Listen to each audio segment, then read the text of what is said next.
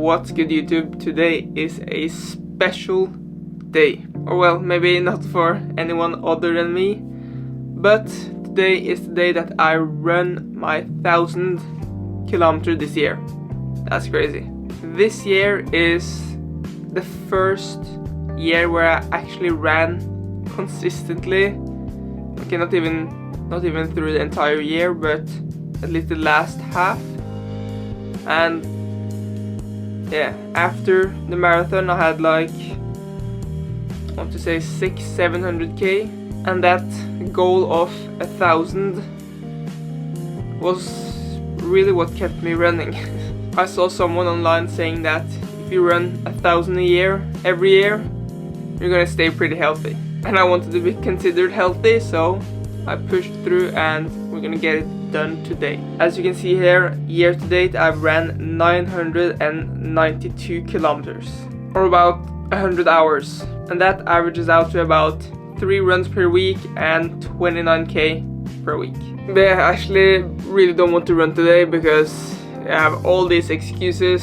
It's early, I'm tired, I'm super sore, it's cold out, and I have so much to get done today. But yeah, come on, I gotta complete it. So yeah, come along for an 8-kilometer run to finish off the 1,000 kilometers this year. Let's go.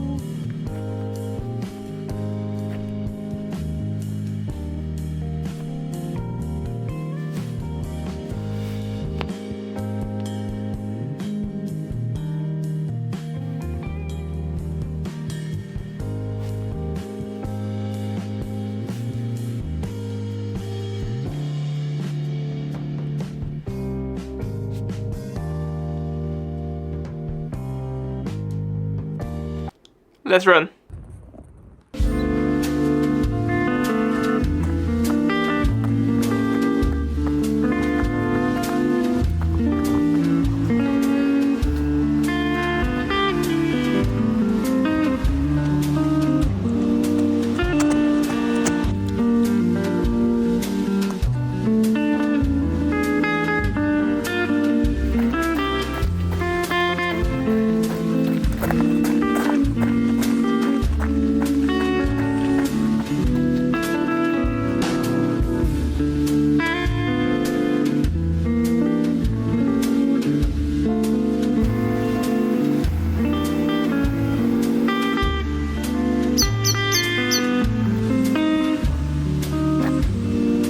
Four kilometers, let's turn around, head back.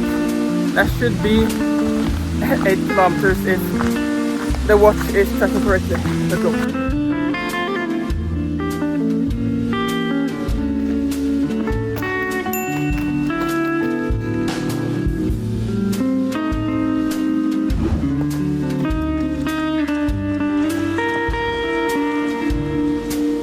One K left. 999 ran this year. That's it, man. That's 1,000 kilometers. Let's go.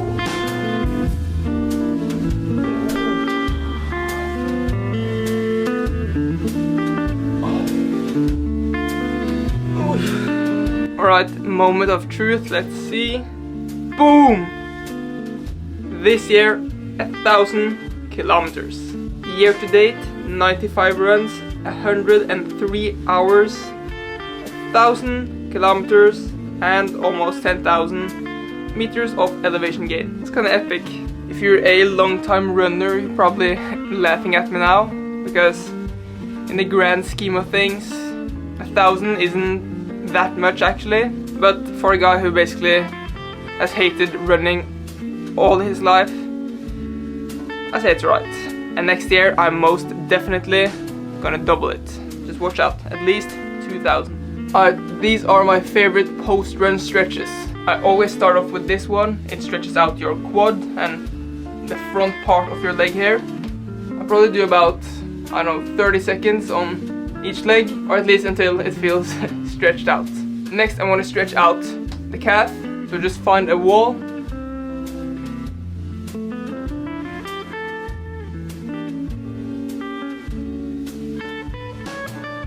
The rest is going to be sitting down.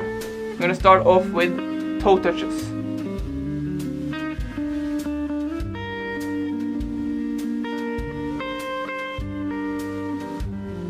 Next, we're gonna stretch out the groin, the inside of your leg here. And lastly, the outside of your hip.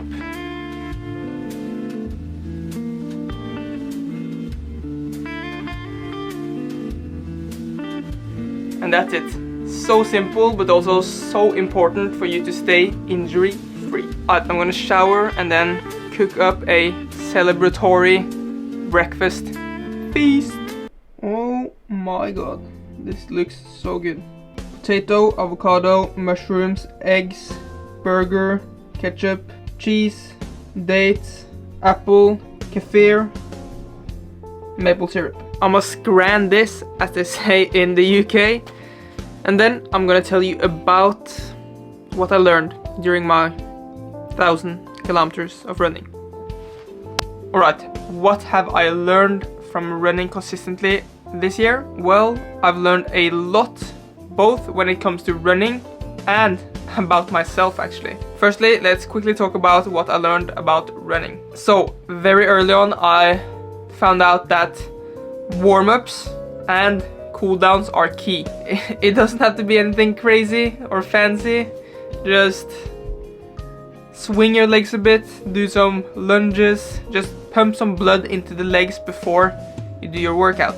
And if you're planning on running fast, run slow first for at least a couple minutes or kilometers, and then you can hit your speed workout. For the cool down part, it's especially for those faster runs, you should have a couple kilometers or minutes that you run slower than your running pace. It just signifies to your brain, okay, now we can relax, the workout is over. And part of the cool down is also stretching. I really love stretching after running because your body is already warm, and it just is much easier to stretch when you're warm than when you're cold, and it just feels good, you know. Also, what type of training should you do? I would say basically every run should be in zone 2, which means, at least what it meant for me, was conversation pace. So if I was able to talk, that means my heart rate is pretty low, and yeah, you could just go for ages at that pace. That just builds up your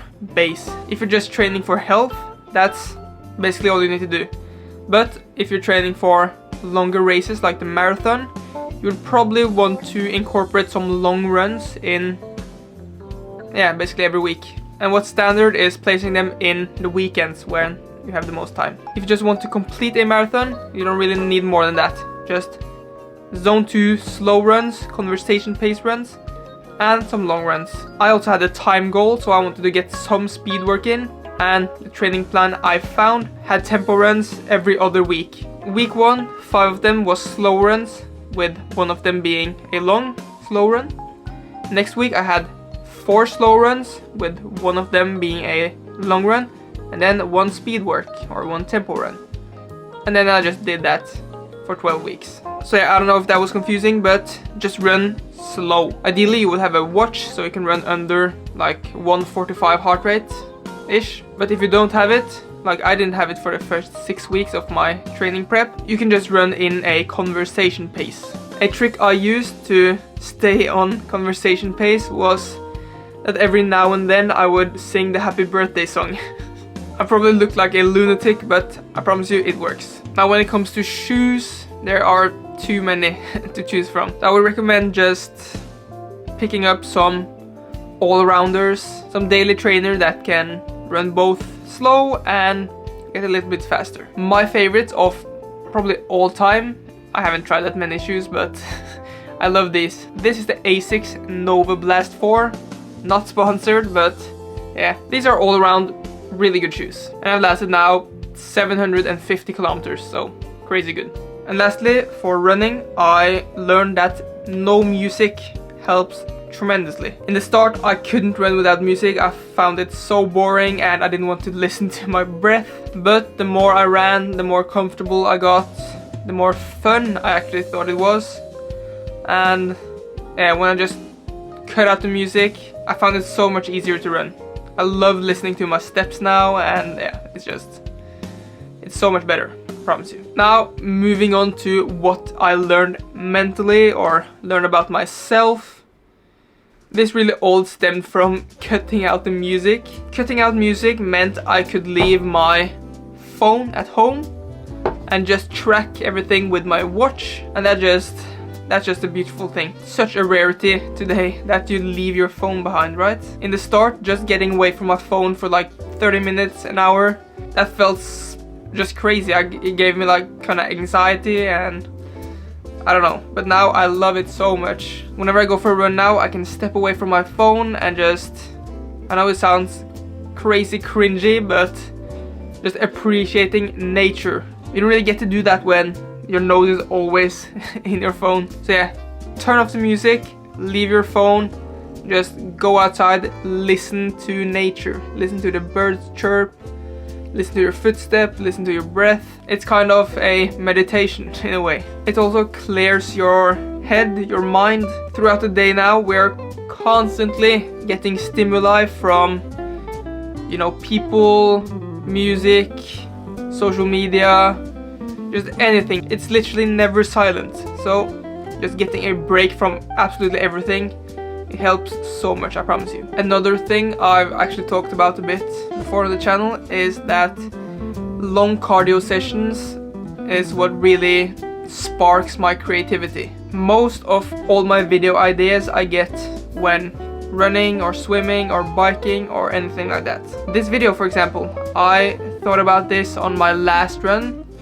and yeah, here we are making it. And yeah, that's basically it. I can sit there for hours just listing benefits on benefits on benefits, but I don't think that would actually be benefiting you.